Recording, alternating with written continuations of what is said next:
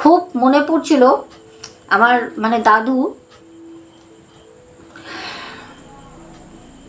আমার দাদু যখন মারা যায়, মৃত্যুর আগে কিছু খেতে পারতো না, তো একদিন আমি গেছি, আমাকে আমার দাদু বলছে যে জানিস তো আমার না খুব রোল খেতে ইচ্ছা হয়েছে, এগ রোল খাবি?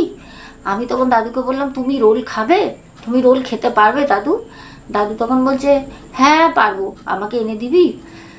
হ্যালো বন্ধুরা, নমস্কার, সবাই কেমন আছো? আশা করি খুব ভালো আছো।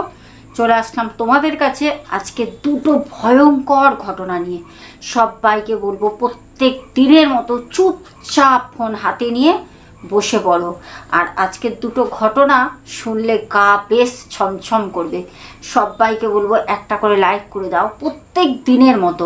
আর হ্যাঁ, যারা এখনও পর্যন্ত আমার চ্যানেলটাকে সাবস্ক্রাইব করোনি, অবশ্যই করে পাশে থাকবে। তাহলে চলো, আজকে বেশি কথা বাড়াবো না, সোজা যাব ঘটনায়। আজকে পুরো অন্ধকার করে বসেছি, কীরকম লাগছে অবশ্যই কমেন্টসে তোমরা কিন্তু জানাতে ভুলবে না। আর আজকের ঘটনা দুটো তোমাদের কেমন লাগে সেটাও কিন্তু অবশ্যই কমেন্টসে জানিও। আর আমাদের শুক্রবার, শনিবার, রোববার যে আমাদের নতুন চ্যানেল ভূত সত্যি, 3 দিন ভিডিও আসবে দুপুর 3টের সময়। তোমাদেরকে বলে দিলাম, আজকে লিংক আমি দিয়ে দেবো আমার কমেন্ট পিন বক্সে, অবশ্যই পিন করে দেবো।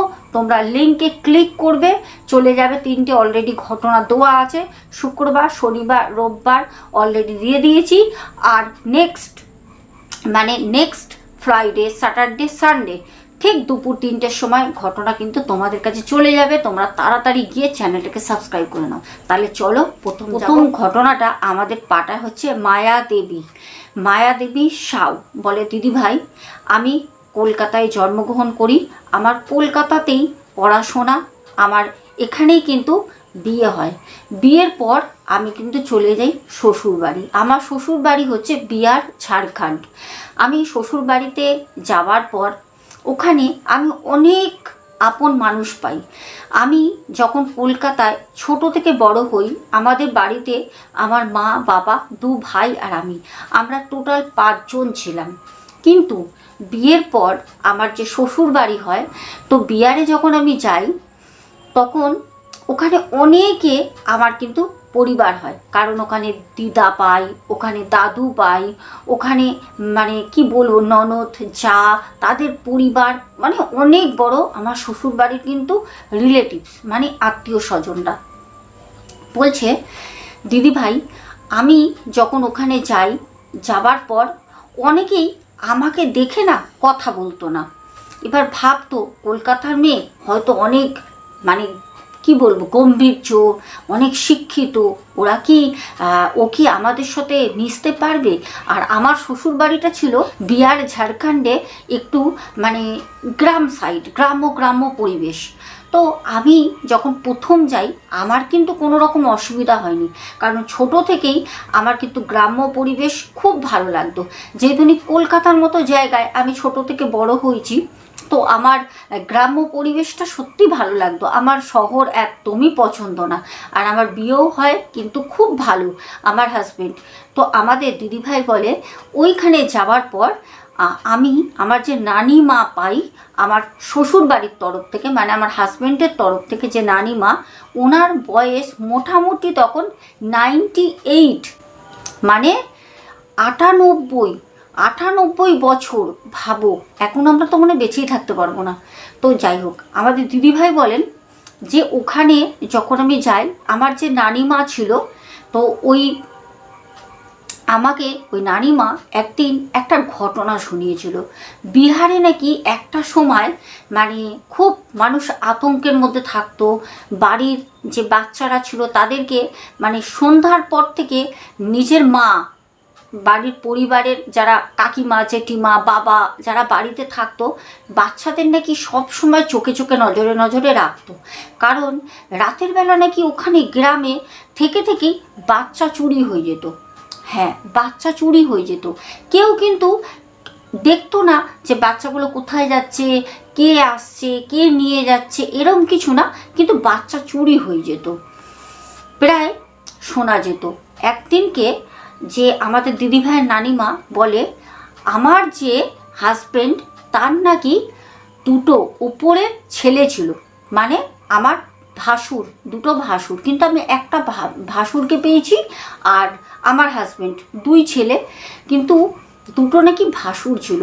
সেই ভাসুর দুটো নাকি চুরি হয়ে যায় 7 দিনের মধ্যে, একই পরিবারের দুটো ছেলে চুরি হয়ে যায়। যখন এই কথা আমাকে বলে আমি তখন অবাক হয়ে শুনি যে একটা পরিবারের মানে কি করে হয়, দুটো ছেলে বাড়ি থেকে উধাও, চুরিটা কে করবে? আর আমার নানিমা বলে যে, মানে নানি শাশুড়ি বলে যে শুধু আমার বাড়ি বলে না, আমাদের এই গ্রামে মানে প্রচুর, তখন তো বাড়িঘর ওরকম ছিল না। এবার কীরকম ছিল, একটা এই গ্রামে আর একটা ধরো পাশের গ্রামে 10টা বাড়ি, এই গ্রামে 7-8টা বাড়ি, এরকম অনেক ডিস্টেন্সে বাড়িঘর ছিল। এবার আগে কি ছিল বলো তো, এখন যেরকম দেখবে আমাদের মা বাবারা কি করে, একটা কি দুটো সন্তান নেয়। আগে কি বলো তো, আগের সময়টা একটা পরিবারে মোটামুটি 4টে 5টা 6টা 7টা এরকমও কিন্তু বাচ্চা থাকতো। তো অনেক বাচ্চা হওয়ার কারণে কি হতো, মা বাবা সারাদিন ওই পড়াশোনা, তখন তো অত পড়াশোনা চলছিল না, স্কুল পাটেরও অতটা বালাই ছিল না, ওই কোনো রকমে চলছে, হয়তো বাড়ির একটা দুটো বাচ্চা ঠিকমতো পড়াশোনা করতো, আরগুলো হয়তো ওই নাম লেখা, ঠিকানা লেখা এগুলোই শিখতো। তখন কিন্তু আমার নানি শাশুড়ি বলে ঠিক ওই সময়, মানে ধরে নাও আমার নানি শাশুড়ির যদি 98 বছর বয়স হয়, ওনার জীবনের শুরুটা মানে আজ থেকে কত বছর আগের ঘটনা আমার নানি শাশুড়ি আমাকে বলছে একদিন রাতের বেলা শুনছি আমাদের যে বাইরের সদর গেট, বিশাল বড় বাড়ি, অনেকে থাকে তো বাড়িতে, তো বলছে বাইরের যে গেট, ওই গেটে নাকি কে কড়া নাড়ছে। রাত প্রায় তখন 12টা 12:30 বাজে, আর ওই সময় 12টা 12:30 মানে হচ্ছে বেশ মধ্যরাত, তখন তো মানুষ 6টা 7টার সময় পুরো ঘুমিয়ে পড়তো। বলছে ওই নানি শাশুড়ির ঘুম ভেঙে যায়, কারণ তার আগে থেকেই শুনতে পাচ্ছে গ্রামে চারপাশে বাচ্চা চুরি হচ্ছে। এবার কেউ যখন চোরকে দেখেনি, তখন বাচ্চাগুলো উধাও হয়ে যাচ্ছে, সবাই ভাবছে বাচ্চা নিশ্চয়ই চুরি হচ্ছে, নাহলে বাচ্চাগুলো যাবে কোথায়, রাতারাতি চুরি হয়ে যাচ্ছে বাচ্চাগুলো। আর তখন না ওই এত পুলিশ থানা কে যাবে, গ্রামের লোকরা তখন ওই পুলিশ থানার নামে ভয়তে কাঁপতো, বাবা পুলিশের কাছে যাব, থানায় যাব, মানে তাদের না তখন অতটা মানে সাহস হতো না কি বলবে গিয়ে, আর তখন অত পুলিশ থানার অত চলও ছিল না। তখন নানি শাশুড়ি বলছে রাতে গেটে কড়া নাড়ার শব্দে আমার না ঘুমটা হালকা হয়ে যায়, আর হবেই না বা কেন, কদিন ধরে ওই সময়টা যা অবস্থা আমাদের গ্রামে, প্রতি কটা বাড়িতে শুধু কান্না ছাড়ার কিচ্ছু নেই।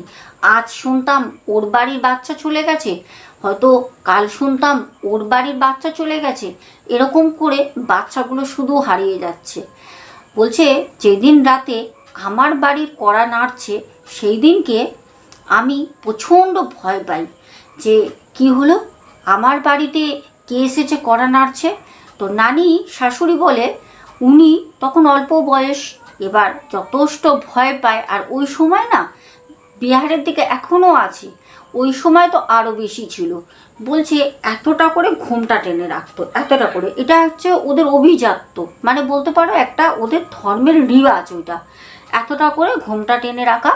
আর বড়দের মাঝখানে ধরো বড় যারা গুরুজন বয়সে বড় ব্যক্তি ছিল, তাদের সামনে না কখনো আসতো না, যদি কিছু বলার হতো তারা পাশের ঘর থেকে আড়াল থেকে মাথায় ঘুমটা টেনে দাঁড়িয়ে বলতো যে এইটা আমার প্রয়োজন আছে, বা হয়তো তার ভাসুর বলল আচ্ছা বৌমা আমি হাটে যাচ্ছি, বাজার যাচ্ছি, বা কোথাও গেলে শহরে যাচ্ছি, কিছু কি লাগবে, কারণ তখন তো বাড়ির বউরা এখনের মতো এত মার্কেটিং ঘুরতে যাওয়া বাড়ি থেকে বেরোতো না, তখন তো তারা বাড়িতেই থাকতো। তখন ওই ঘুমটা টেনে পাশের ঘর থেকে শুধু বলে দিত হ্যাঁ আমার এটা লাগবে, হ্যাঁ ব্যাস এইটুকুনি। এইবার বলছে করার শব্দ শুনে এতটাই ভয় পায়, তখন উনি কাউকে ডাকেনি, এদিকে নিজে নিজে অনুতাপ করছে ছটপট করছে, ঘুমাতে পারছে না। ওনার যে স্বামী তাকে যে ডাকবে মানে সেই সাহসটাও নেই। লাজুক ছিল তো প্রচণ্ড, আর ওই সময় তো মানে মাথা তুলে কথা বলার সেই চলটা ছিল না। বলছে আমি না কিছু বলতে পারলাম না, আমি ওই আওয়াজটা শুনলাম, শোনার পর যে নানি শাশুড়ি বলছে তার যে ভাসুর ছিল সেই একটা ভাসুরকে সেদিন রাতে কিন্তু নিয়ে চলে যায়। এবার যখন নিয়ে চলে যায় সকালবেলা মানে ঘুমিয়ে পড়ে, কিন্তু নানি শাশুড়ি কথাটা বলছে সে কিন্তু একটা সময় গিয়ে ঘুমিয়ে পড়ে। সকালবেলা উঠে শোনে যে ওই নানি শাশুড়ির ভাসুর যে ছিল বড়, তার হাজব্যান্ডের ওপরে, তাকে পাওয়া যাচ্ছে না, চুরি হয়ে যায়।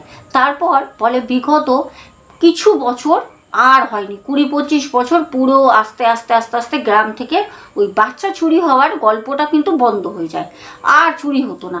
কিন্তু এই যে আমার হাজব্যান্ডের ওপরে যে 2 ভাই ছিল তাদেরও ওই একে একে রাতের বেলা ঠিক এসে নাম ধরে ডাকতো।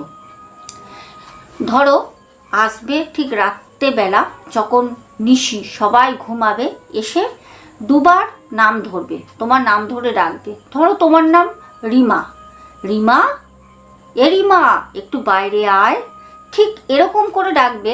মনে হবে তোমার খুব কাছের যে মানুষটা, সেটা তোমার মা হতে পারে, তোমার বাবা হতে পারে, যে কেউ তোমার খুব কাছের, যাকে তুমি খুব ভালোবাসো, খুব ভালো করে চেনো, তার গলার আওয়াজটা শুনলেই বুঝতে পারবে। এরকমভাবে তোমাকে ডাকবে, ওই যে তুমি সাড়া দিলে ব্যাস ওখানেই তোমার কাজ শেষ। যে তোমাকে ডাকলো সে তোমাকে পুরো মানে তোমারকে বলতে কি, তোমার যে শরীরটা ওই বিছানার মধ্যেই পড়ে থাকবে, কিন্তু তোমার আত্মাটাকে সে নিয়ে চলে যাবে। কালবেলা উঠে দেখবে তুমি হঠাৎ মৃত অবস্থায় পড়ে আছো। আমার নানি শাশুড়ি বলে যে তোমার হাজব্যান্ডের উপরে যে 2 ভাই ছিল তারাও এরকম করে প্রায় 20-25 বছর পর আবার গ্রামে শুরু হলো। আমাদের গ্রামের মধ্যে আমাদের ছিল 2য় বাড়ি, যেই বাড়িতে আমার দুটো নাতিকে নিয়ে চলে যায়। বলে বিশ্বাস করবে না, মানে আমরা তো সেই জিনিসটা ভুলে গেছিলাম, কারণ 25-30 বছর আগে এরকম হতো। তারপরে আস্তে আস্তে আস্তে আস্তে সব কিছু উন্নত হচ্ছে, লোকজন গাড়ি কিনতে শুরু করলো, বাড়ি বানাতে শুরু করলো, গ্রামে আস্তে আস্তে লোক সংখ্যা বাড়লো, সব কিছু আস্তে আস্তে মিটে গেল। কিন্তু একটা ভয় একটা মনের মধ্যে আতঙ্ক, সেটা সবসময় কিন্তু কাজ করছিল। কিন্তু তারপর যখন এইটা হলো তখন আমাদেরই গ্রামে একটি বাড়িতে হলো, সেই বাড়ির একটি ছেলে নিয়ে গেল। তারপর আমাদেরই বাড়িতে 1 সপ্তাহের মধ্যে আমার 2 নাতিকে নিয়ে চলে গেল। পরে আমরা জানতে পারলাম সেটা হচ্ছে নিশির ডাক। নিশি হচ্ছে একটা ভূত, ও হচ্ছে একটা হাতে ডাব নিয়ে আসে। নিশির হাতে একটা ডাব থাকে, সেই ডাবটা এনে ঠিক বাইরের বারান্দার সামনে দিয়ে তোমাকে ডাকবে। যদি তুমি সাড়া দাও তাহলে তোমার ওই শরীরটা ওই বিছানাতেই পড়ে থাকবে। ওই সাড়া দেওয়া মানে ওই সাথে সাথে তোমার গলার শব্দ সহকারে তোমার আত্মাটাকে নিয়ে ডাবের মধ্যে নিয়ে চলে যায়। সেই আত্মা কিন্তু আর কোনো দিন রিটার্ন আসে না, সে মারা যায়। তাহলে ভাবো দর্শক বন্ধুরা কতটা মর্মান্তিক। আর এই নিশির ডাক, এই ঘটনাটা আমিও শুনেছিলাম, আমিও আমার ঠাকুরদার মুখ থেকে শুনেছিলাম। কারণ আমার ঠাকুরদা 1971 সালে যে বাংলাদেশে একটা লড়াই হয়েছিল তোমরা সবাই জানো, ওই সময় উনি ওই লড়াইতে ছিলেন। আর আমার ঠাকুরদা যখন মারা যান মোটামুটি ওনার বয়স 98-99 প্লাস ছিল। তখনও পর্যন্ত উনি একদম স্ট্রং, সোজাভাবে দাঁড়িয়ে থাকতো। তখনও পর্যন্ত ওনার মানে শরীরে এতটাই জোর ছিল, ওনাকে 3-4 জনে মিলে একটা হাত যদি এরকম চেপে ধরতো না, সেই হাত কোনো মতে খুলতে পারবে না, 3 থেকে 4 জনে, এরকমই গায়ে জোর ছিল। তো আমার ঠাকুরদাও এই নিশির ডাকের ঘটনা, সত্যি ঘটনা বাংলাদেশের শুনিয়েছিল, যে এরকম রাতের বেলা আসতো, এসে নাম ধরে ডাকতো। 2 বার ডাকবে, 3 বার আর ডাকবে না। তোমাকে ওয়েট করতে হবে যে যদি তোমার বাড়ির লোক হয় তাহলে সে 2বার কেন 3বার কেন 10 বার ডাকবে, রেগে যাবে, বলবে কি করছিস, কী রে জেগে আছিস না মারা গেছিস, তাহলে তো বুঝতে পারবে যে বাড়ির লোক। কিন্তু রাতের বেলা নিশি রাতে যখন নিশির ডাক ডাকে তখন 2বারের বেশি তোমাকে ডাকবে না, 2বারই তোমার নাম করে ডাকবে।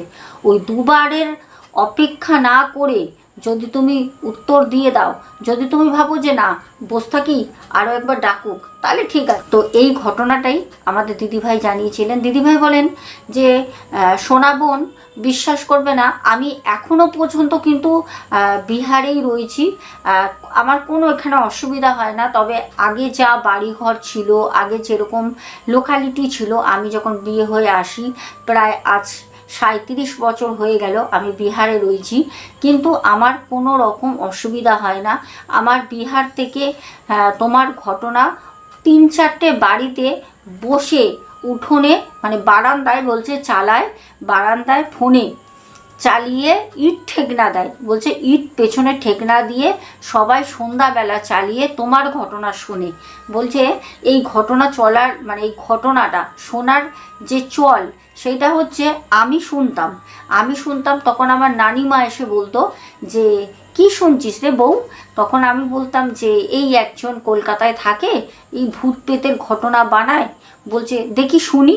তার সেই নানি কিন্তু হিন্দি বাংলা দুটোই বোঝেন, আর সেই নানি ওখানে অনেকে আছে যারা হিন্দি ভাষী কিন্তু বাংলাও বোঝেন, তো তারা সবাই মিলে তোমার ঘটনা শোনে। আর কি চাই বলো তো। আশা করি আজকেও তোমরা ঘটনাটা শুনছো, আজকেও তোমাদের বলছি যারা যারা আজকে তোমরা বিহার থেকে আমার ঘটনা শুনছো সবাইকে অনেক অনেক ভালোবাসা তোমাদের জন্য। তো চলো, আর শুধু বিহারের না, যেই প্রান্ত থেকে যারাই আজকে আমার ঘটনাটা শুনছো সবাইকে আমার বুক ভরা ভালোবাসা। তো চলো আমরা এবার দ্বিতীয় ঘটনায় যাবো। নেক্সট ঘটনাটা আমাকে পাঠায় হচ্ছে কল্যাণী থেকে, উত্তর 24 পরগনার কল্যাণী থেকে ঘটনাটা পাঠায়। বলছে দিদিভাই আমার এই ঘটনাটা তোমাকে আজকে পাঠানোটা খুবই দরকারি ছিল, কারণ তোমার ঘটনা আমি আজ থেকে না প্রায় 3.5 মাস ধরে তোমার ঘটনা নিয়মিত শুনি। আমি জানি না কত রাত পর্যন্ত আমি তোমার ঘটনা শুনি। যেই দিন তুমি ঘটনা দাও না সেই দিনকে কার কতটা প্রবলেম হয় আমি জানি না, আমার খুব সমস্যা হয়। কারণ তোমার ঘটনা প্রত্যেক দিন রাতে যতই রাত হোক আমি শুধু দেখি যে দিদিভাইয়ের ঘটনাটা এখনও পর্যন্ত এলো না, তো কখন আসবে। বারবার তোমার চ্যানেলে গিয়ে দেখি যে কেন ঘটনা তুমি দাওনি। এবার ঘটনাটা বলি। আমাদের দিদিভাই বলেন, আমি এখানে নামটা হাইট রাখছি, দিদিভাই বারণ করেছেন। দিদিভাই বলেছেন যে তুমি আমার একটা নামকরণ করো। আমি দিদিভাইয়ের নাম মিষ্টি দিলাম, মিষ্টি দিদিভাই। দিদিভাই বলছেন যে আমার বাড়ি কল্যাণী। আমার বাবা মৃত্যুর সময় আমার বাবার মানে খাবার কোনো ক্ষমতা ছিল না, শরীরের কন্ডিশন খুবই খারাপ ছিল, আর ডাক্তার বলেই দিয়েছিলেন ওনাকে ঝাল অয়েল জাতীয় কোনো রকম অয়েল জাতীয় জিনিস, কোনো রকম নুন মানে লবণ জাতীয় জিনিস দেবেন না। শুধু ওনাকে দিতে বলেছিলেন ডাক্তারবাবু সেটা হচ্ছে সেদ্ধ ভাত, পেঁপে সেদ্ধ, তারপরে ধরো ওর মধ্যে শাক পাতা দিলাম কিছুটা, তারপরে ধরো একটু আলু দিলাম হালকা করে, সব কিছু দিয়ে ওনাকে একদম সেটাকে প্রেশারে দিয়ে মানে কি বলবো সে ঠিক ওরকম স্যুপের মতো করে বাবাকে খাওয়াতে হতো। কারণ আমাদের দিদিভাই জানান যে আমার বাবার ক্যান্সার ধরা পড়েছিল, আর আমার বাবা গোটা খাবার তো খেতে পারতোই না, এমনকি লিকুইড করে যে সেদ্ধ করে ভাতটা খাওয়াতাম তারপরেও আমার বাবা বমি করে ফেলতো। বাবার শরীরে সেরকমভাবে কিছু থাকতো না। ডাক্তার বলেছিল যে আপনি তবুও একদম যদি স্যুপের মতো করে খাবান তাহলে শরীরের মধ্যে কিছুটা অংশ হলেও শরীরে তো যাবে, একটু হলেও ওই যে রস একটা নির্যাস সবজির সেটা শরীরে থাকবে, তার জন্য বাবাকে ওরম করে খাওয়াতাম। ডাক্তার বলেই দিয়েছিলেন যে ওনার পেছনে অত্যাধিক পরিমাণে আশা অথবা টাকা খরচা করাটা আপনাদের বেকার হবে, কারণ আপনার বাবা খুব বেশি দিন বাঁচবেন না। ডাক্তারবাবু টাইম দিয়েছিলেন 6 মাস, কিন্তু আমার বাবা 6 মাস বাঁচেনি, তার আগেই বাবা মারা যান। যখন আমার বাবা মারা যান ঠিক তার আগের মুহূর্তটা আমি জানিয়ে নিই, তারপর ঘটনায় আসছি। দিদিভাই বলেন আমার বাবা তখন তো খেতে পারতেন না কিছু, কিন্তু নানা রকমের খাবার বাহানা করতেন, শুধু বায়না করতেন, নানা রকম খাবার বায়না করতেন। বলতেন যে আমি রসগোল্লা খাবো, গরম রসগোল্লা, তাও কি তোমার নতুন যে নলেন গুড়ের রসগোল্লা হয়, নলেন গুড়ের রসগোল্লা খাবে। এবার নলেন গুড়ের রসগোল্লা তো শীতকালে হয়, ওই সময় তো শীতকাল ছিল না, এবার ওই সময় কোথায় পাবো? আর এখন কি হয়েছে, এখন কোনো না কোনো জায়গায় খুঁজলে পাওয়া যায়। আর আজ থেকে প্রায় এই ঘটনাটা, দিদিভাই বলে এই ঘটনাটা ঘটেছে আজ থেকে প্রায় 12 বছর আগে। ওই সময় না দোকানে সিজন ছাড়া ওই নলেন গুড় বলো, তারপরে সিজন ছাড়া কোনো পিঠে পুলি, তখন মিষ্টির দোকানের অত চল ছিল না। এখন তালের বড়াও করতে লাগে না, মিষ্টির দোকানও পাওয়া যায়। এখন মালপোয়ার সময় মালপোয়াও মিষ্টির দোকানে পাওয়া যায়, পিঠেও পাওয়া যায়। তখন তো ওই সব চল ছিল না। আর আমার বাবা এতটাই শরীর খারাপ, তখন না ওইসব আর ভালো লাগতো না। এবার বাবা বলছে নলেন গুড়ের রসগোল্লা আমাকে এনে দে। সব মিষ্টির দোকানে কল্যাণীতে খুঁজে খুঁজে বেড়াই, এমনকি তার পার্শ্ববর্তী এলাকায় আমার হাজব্যান্ডকে খোঁজে। সবাই বললো না না, এখন নলেন গুড়ের রসগোল্লা কোথা দিয়ে পাবে, এখন তো পাবে না ভাই, ওইটা তো শীতের সময় পাওয়া যায়। তো বাবাকে খাওয়াতে পারিনি। বাবা বলেছিল আমাকে খাসির মাংসর পাতলা ঝোল করে দিবি পেঁপে দিয়ে আর বড় বড় করে আলু দিয়ে। আমাকে বাবা বলল, সেটাও করে দিয়েছিলাম, কিন্তু সেটা আবার বাবা খেতে পারিনি। অনেক করে বাবাকে বলেছিলাম বাবা একটু হলেও চামচি করে স্যুপ করে দিয়ে তুমি মুখে দাও, কিন্তু বাবা খেতে পারিনি। ওই মানে চোখের একটা কি বলবো খিদে, দেখে চোখের ওই খিদে, চোখেই দেখতো ওইটাই হচ্ছে বাবার খাওয়া। তারপর বিগত এরকম করতে করতে করতে করতে অনেকটা দিন কাটে, নানা রকমভাবে শুধু এটা খাবো ওটা খাবো। যত দিন কাছে আসছে বাবার মৃত্যুর, আমরা তো বুঝতে পারতাম না। আর বাবা শুধু এটা ওটা শুধু বায়না করতো, আমি ফুচকা খাবো, যেটা আমার বাবা কোনো দিন খেতে দেখিনি। ঘুগনি খাবো। এবার যেগুলো সামর্থ্যর মধ্যে বা যেগুলো হাতের কাছে এনে দিতে পারবো, সব কিছুই কিন্তু বাবাকে এনে এনে দিতাম, যে বাবা খাও, তুমি এটা চেয়েছিলে খাও। কিন্তু আমার বাবা বিশ্বাস করবে না, কোনো দিন কোনো খাবার চেয়ে কিন্তু সেই খাবারটা খেত না, শুধু দেখতো, সামনে বাটি করে থালা করে গুছিয়ে দিতাম, শুধু মানে হাঁ করে তাকিয়ে থাকতো। হয়তো মুখে না খেতে পারলেও ওই চোখ দিয়ে হয়তো স্বাদ গ্রহণ করতো, জানি না। তো এরকম করতে করতে আমার বাবা একটা দিন আসলো, যেদিন আমার বাবা দুপুরবেলা ঠিক 1:30-2 বাজে বাবাকে গা ঠা মুছিয়ে দিয়ে মাথা পরিষ্কার করে মুছালাম। বাবা তো স্নান টান করতো না, ওটা চলা করতে পারতো না। তো বাবাকে সব কিছু করে দিয়ে বাবাকে বললাম বাবা 2টো সেদ্ধ ভাত করেছি, তুমি খেয়ে নাও। আর তখন আমার বিয়ের পরে আমি আমার বাবার কাছেই থাকতাম, বাবা মায়ের কাছে, কারণ আমার বাবার শরীরটা ওরকম অবস্থা, আমার মায়েরও বয়স হয়েছে, পারবে না বলে। তো বাবা সেদিনকে বললো যে না রে মা, আমি না খাবো না, আমার আজকে খেতে ইচ্ছা করছে না। তো আমি তখন বাবাকে বললাম যে খেতে ইচ্ছা করছে না বললে হবে বাবা? এমনি তো বাড়িতে পুরোটাই শোকের একটা সবসময় ছায়া থাকতো, কারণ মা, আমি, আমাদের আত্মীয় পরিজন, আমার শ্বশুর বাড়ির লোক সবাই জানতো যে কোনো না কোনো দিন হঠাৎ করে আমার বাবা চলে যাবে, হট করে। আমরা সবাই জানতাম, তবুও সেই সত্যিটা জেনেই কোনো রকম লড়াই করছিলাম বাবাকে নিয়ে। হঠাৎ করে সেদিন দুপুরবেলা আমার বাবা মারা যায়। তখন কটা বাজে, 1:30 বাজে, হয়তো 1টা থেকে 1:30 বাজে আমার বাবা মারা গেল হঠাৎ করে। আমরা কেউ জানি না, বাবা ওপরের ঘরে ছিল। তারপর যখন দুপুরবেলা আমি বাবার জন্য ওই তখন মোটামুটি প্রত্যেক দিন দুপুরবেলা ওই 3টে 3:30-র দিকে রোদ থাকতে বাবাকে একটু কোনো ফলের জুস দিতাম, সে যে কোনো ফলেরই হোক জুস দিতাম, আঙুর হোক, আখ হোক, লেবু হোক, আপেলের জুস হোক, যাই হোক দিতাম।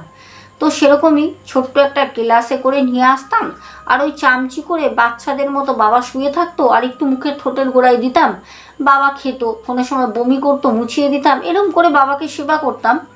সেদিনকেও নিয়ে আসি, বাবা দেখলাম হাঁ করে গাল দুটো পুরো ঢুকে বসে গেছে, চোখের এইগুলো পরিষ্কার মানে একদম কালো কালো হয়ে গেছে, বোঝা যাচ্ছে। তো বাবাকে বলছি বাবা একটু হাঁ করো, উঠতে হবে না, একটু জুসটা ফলের খেয়ে নাও। সে বাবা আমার সেই দিন আর হাঁ করলো না।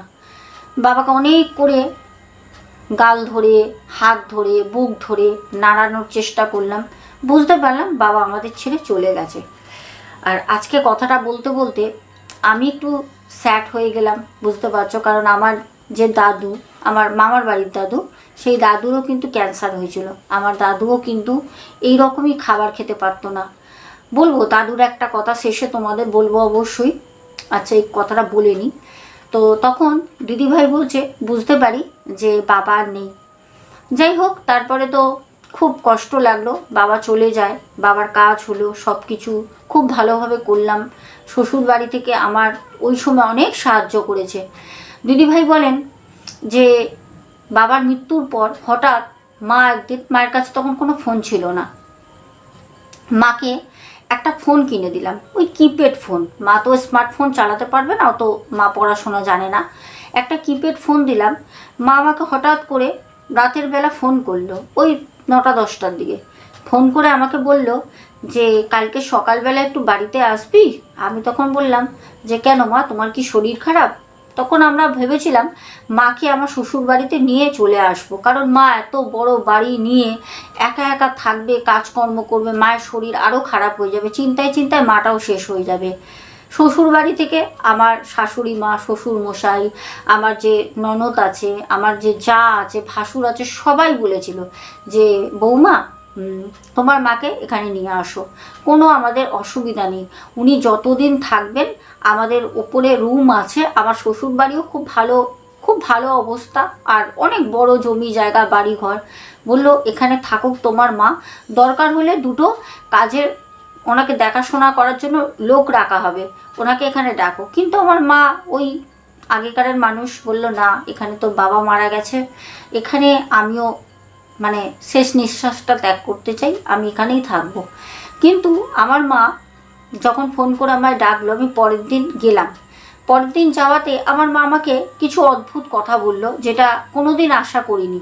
আমাকে মা বলল জানিস তোর বাবা মারা গেছে আজকে প্রায় 1.5 মাস হচ্ছে, মানে বাবা মৃত্যুর 1.5 মাস পর ফোনটা করে।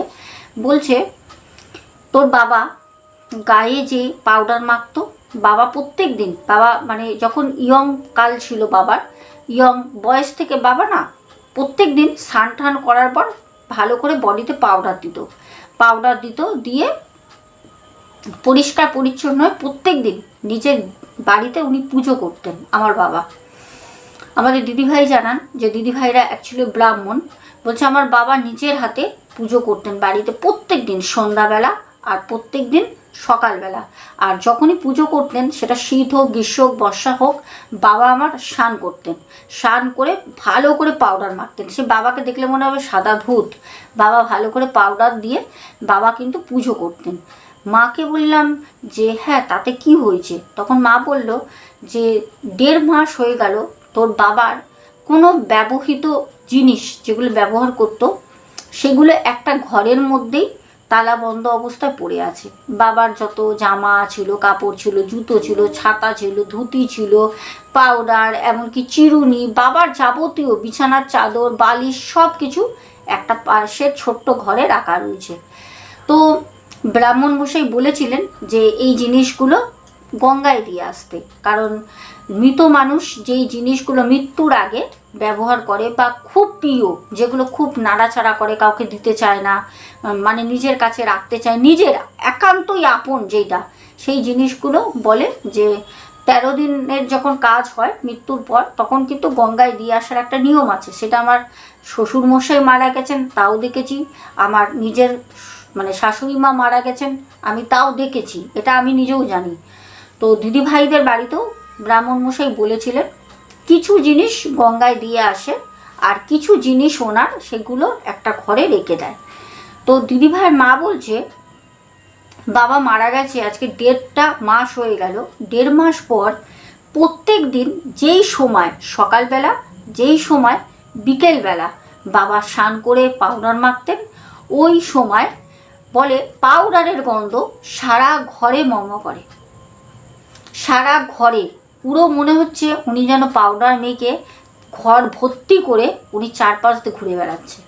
এইটা যখন দিদিভাইয়ের মা বলে, তখন দিদিভাই বলে যে ঠিক আছে আমি 2 দিন থাকি, থেকে আমি দেখি। কারণ দিদিভাই বলেন যে সোনা, আমি ভেবেছিলাম বাবার মৃত্যুর পর হয়তো মা চিন্তা করতে করতে করতে কোনো কারণে মায়ের মাথাটা হয়তো মানে খারাপের দিকে যাচ্ছে, একা একা থাকা যায় না তো। তো তার জন্য আমি বলেছিলাম দুদিন থাকি, থেকে জাস্ট আমি জিনিসটা অনুভব করব যে সত্যি কি আদেও আমার বাবার আত্মা কি ঘরে ঘুরে বেড়াচ্ছে। কিন্তু আমাদের দিদিভাই বলে যেদিনকে আমি যাই সেদিন তো দুপুরবেলা, কারণ মা আমাকে রাতের বেলা কল করে, আমি ঘরের সংসারের কাজকর্ম মিটিয়ে আমি আসি, শ্বশুরবাড়িতে বলে আসি দুদিন থাকবো। আমার হাজব্যান্ড বলল যাও, রাতের বেলা আমিও যাব। হাজব্যান্ডকেও বললাম আসাতে। সত্যি তাই, সত্যি তাই। দিদিভাই বলে সোনা বোন, তুমি বিশ্বাস করবে না, পুরো মায়ের কথা 100% সত্যি। পুরো আমার বাবা যেরকম সন্ধ্যাবেলা প্রথম টের পাই, সন্ধ্যাবেলা কেন দুপুরে যাই, সন্ধ্যাবেলা বসে রয়েছি মায়ের সাথে, মায়ের ঘরে কথা বলছি, বাবার বিষয়ে কথা বলছি।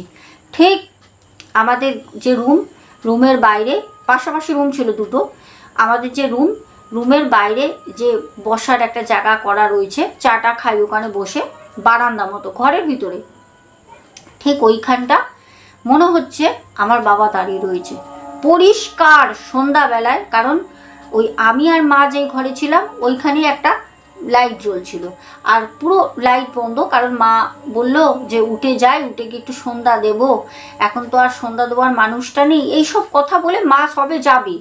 দেখছি ওইখানে আমার বাবা সাদা ধুতি পরে, শুধু খালি গায়ে আর পুরো গা সাদা, মানে যেরকম পাউডার মাখতো ধুতি পরতো আমার বাবা, ঠিক ওই রকম। আর আমার বাবার গায়ের রং ছিল বিভর্ষ ফর্সা, স্বাস্থ্য চেহারাও খুব সুন্দর ছিল।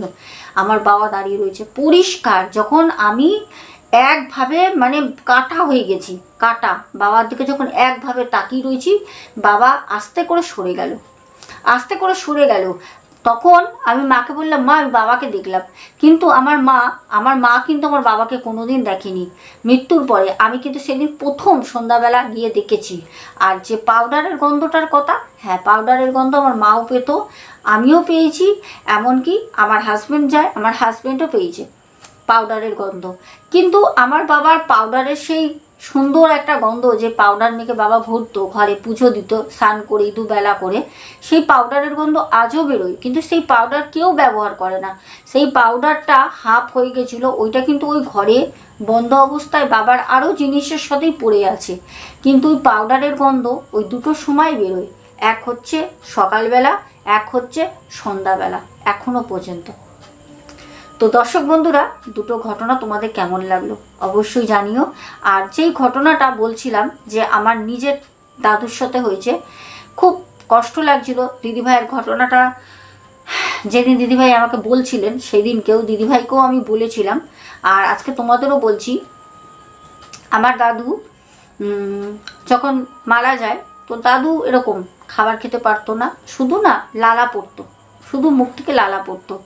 তো আমার মা যেহেতু বড় মেয়ে, তো আমার মা, আমার মাসিও আছে, আমার মামারাও আছে, সবাই গিয়ে বলতো যে বাবা তোমার কি হয়েছে, বাবা তোমার কি হয়েছে। তো ক্যান্সারটা না হট করে ধরা পড়েনি, হট করে। আর আমাদের পরিবারে কারোর তো ক্যান্সার এরকম ছিল না। অনেকে আমরা শুনি ক্যান্সার নাকি একটা একে একে একে একে হয় বংশ পরম্পরা হিসাবে, আমাদের ওরকম কিছু ছিল না। তো আমার যে দাদু মানে খুব অসুস্থ হয়ে যায়, ওরকম লালা পড়তো। এবার অনেক ডাক্তার দেখানো হয়, অনেক ডাক্তার, জানো তো। এবার বুঝতেই পারছো আমরা কিন্তু হট করে সঠিক জায়গায় গিয়ে পৌঁছতে পারি না। এই ডাক্তার ওই ডাক্তার ওই ডাক্তার, যে যেখানে বলছে নিয়ে যাও ওখানে ওখানে নিয়ে যাওয়া হচ্ছে সব জায়গায়। তারপর শেষে এরকমই কারোর বাড়িতে হয়েছিল ক্যান্সার। সে যখন জানতে পারে তখন বলল দেখো তো একবার তোমার বাবার এইগুলো টেস্ট করে এরকম জায়গায় গিয়ে তোমার বাবার ক্যান্সার হয়েছে কিনা। এই কথাটা শুনেই তো আমার দিদিমা, আমার দাদু, আমার মা সবাই মানে সেই অর্ধেক শেষ। মানে ডাক্তার কি বলবে পরের কথা, কারণ আমরা সবাই জানি যে ক্যান্সার একটা মরণ রোগ, যেটা হলে পারে কেউ বাঁচে না, মৃত্যু অনিবার্য, কেউ বাঁচবে না। তো সেই ভেবেই সবাই খুব ভয় পায়। তারপরে যখন সেই টেস্টগুলো করানো হয় ক্যান্সারের, ডাক্তারকে রীতিমতো বলা হলো যে আমরা ক্যান্সার টেস্ট করাবো, তখন সত্যি আমার দাদুর ক্যান্সার ধরা পড়লো। খুব মনে পড়ছিল আমার মানে আমার দাদু যখন মারা যায়, মৃত্যুর আগে কিছু খেতে পারতো না। তো একদিন আমি গেছি, আমাকে আমার দাদু বলছে যে জানিস তো আমার না খুব রোল খেতে ইচ্ছা হয়েছে, এগ রোল খাবি? আমি তখন দাদুকে বললাম তুমি রোল খাবে, তুমি রোল খেতে পারবে দাদু? দাদু তখন বলছে হ্যাঁ পারবো, আমাকে এনে দিবি। মানে জানতামও না যে দাদু মারা যাবে, সত্যি। হ্যাঁ, তারপরে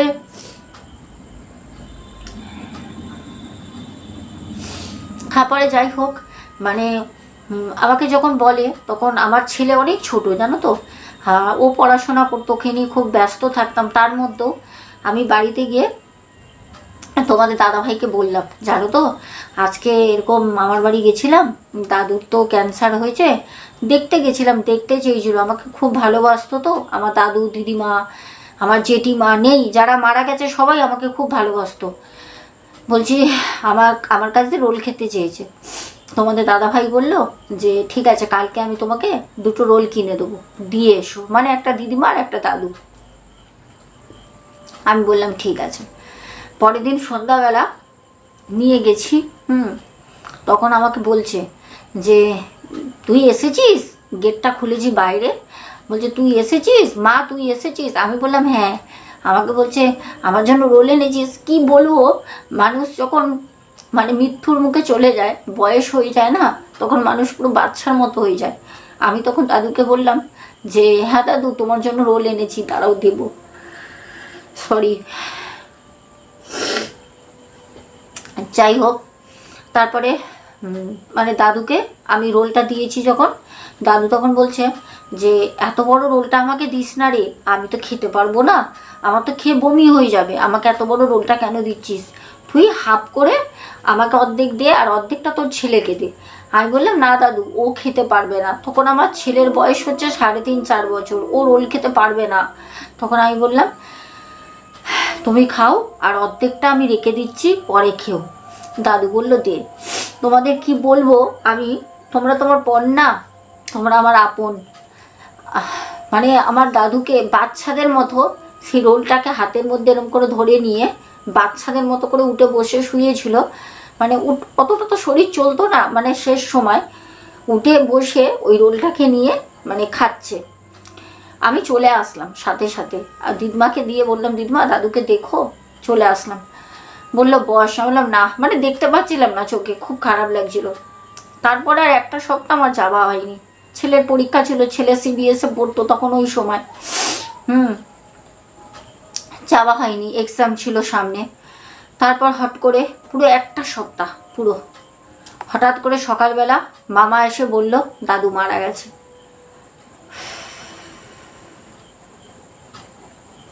দাদু মারা গেছে। তো যাই হোক, আজকে আসবো, আস্তে আস্তে বলবো। মানে কি বলতো, কিছু কিছু ঘটনা আসে, যেই ঘটনাগুলো নিজের সাথেও নিজের পরিবারের সাথে ওরকম ঘটেছে, খুব কষ্ট লাগে, মনে খুব লাগে। আর মা বাবা এমন একটা জিনিস না, যারা বোঝে না যে মা বাবা কি জিনিস, দাঁত থাকতে দাঁতের মর্ম বোঝে না, বলে না। মা বাবা বলো, দাদু ঠাকুরদা ঠাকুমা, এরা হচ্ছে একটা মানে কি বলবো ঘরের না মোটা পিলার। একটা একটা একটা একটা করে যখন মানে তারা চলে যায় পৃথিবী ছেড়ে, পিলারগুলোও না আস্তে আস্তে কাঁপতে থাকে। তোমরা অসহায় হয়ে যাবে, সারা বিশ্বে দেখবে সব মানুষকে ঠুকে ঠুকে খায়, স্বার্থ নিয়ে চলে। কিন্তু ঠাকুমা দাদু ঠাকুরদা বাবা মা খুব কাছের যারা আপন, যারা বড় গুরুজন, তারা কখনো নিজের ওই ছোট ছোট বাচ্চাগুলোকে, সে নাতি নাতনি হোক, নিজের মেয়ে হোক ছেলে হোক সন্তান, তাদের সাথে কোনো দিন তারা খারাপ ব্যবহার করে না, কখনো না। তাদের সব সময় বলে এইটা করবি না ওটা করবি না, সাবধান করে যাতে জীবনে কোনো সময় ধাক্কা না খেতে হয়। কারণ তারা কিন্তু হতে পারে এত মডার্ন ছিল না, এখনকার যুগের মতো এত কিছুই দেখেনি, কিন্তু তারা অনেক সৎ ছিল, তারা অনেক বুঝতো, যেটা এখনকারের কোনো মানুষ বোঝে না। এখনকারের বাবা মায়ের এত ধৈর্য নেই, তখন 8টা-10টা বাচ্চা হয়েও বাবা মায়ের মতো ধৈর্য ছিল। এখন একটা সন্তান জন্ম দিয়েই তাকে পালন করতে পারছে না। দেখো মা পরকীয়ায় লিপ্ত হচ্ছে, বালিশ চাপা দিয়ে ছেলেকে মেরে ফেলছে, মেয়েকে মেরে ফেলছে, ছেড়ে দিয়ে চলে আসছে, সুন্দরবনে ছেড়ে দিয়ে চলে এসছে। জানো তোমাদের বলবো অন্য কোনো দিন ঘটনাটা, প্রেম করতে গিয়ে চলে এসছে। যাই হোক, চলো, অনেক বড় হয়ে গেল ঘটনাটা। আজকে আসবো, সবাই খুব ভালো থেকো, দেখা হবে আগামীকাল। যদি ভালো লাগে অবশ্যই লাইক শেয়ার কমেন্টস করো, পাশে থেকো, চ্যানেলটাকে সাবস্ক্রাইব করো। আর আমাদের ভূত সত্যি নতুন যে চ্যানেল, সেটা লিঙ্ক দিয়ে দেবো, অবশ্যই সাবস্ক্রাইব করে পাশে থেকো। শুক্র শনি রবি 3 দিন আসবে ঘটনা, দুপুর 3টের সময়। আজকের মতো টাটা, গুড নাইট। আর হ্যাঁ, অবশ্যই বলবে এরকম অন্ধকার করে ঘটনাটা বললাম তোমাদের কেমন লাগলো। তাহলে প্রত্যেক দিন তোমাদের কাছে এরকমভাবেই আসবো। কারণ কালকে আমাকে এক বোন বলেছিল যে দিদিভাই, তুমি যে হরর স্টোরিগুলো বলো অন্ধকার করে বলবে, তাহলে ভয়টা বেশি লাগবে। আজকে বোন শুনলে হয়তো বুঝতেই পারবে। তো চলো, আজকের মতো টাটা, সবাই খুব ভালো থেকো, হাসতে থাকো, যেইটুকুনি সময় রয়েছে খুব আনন্দ করো। আজকের মতো টাটা, গুড নাইট, দেখা হবে আগামীকাল ঠিক 10:30টায়। চলো।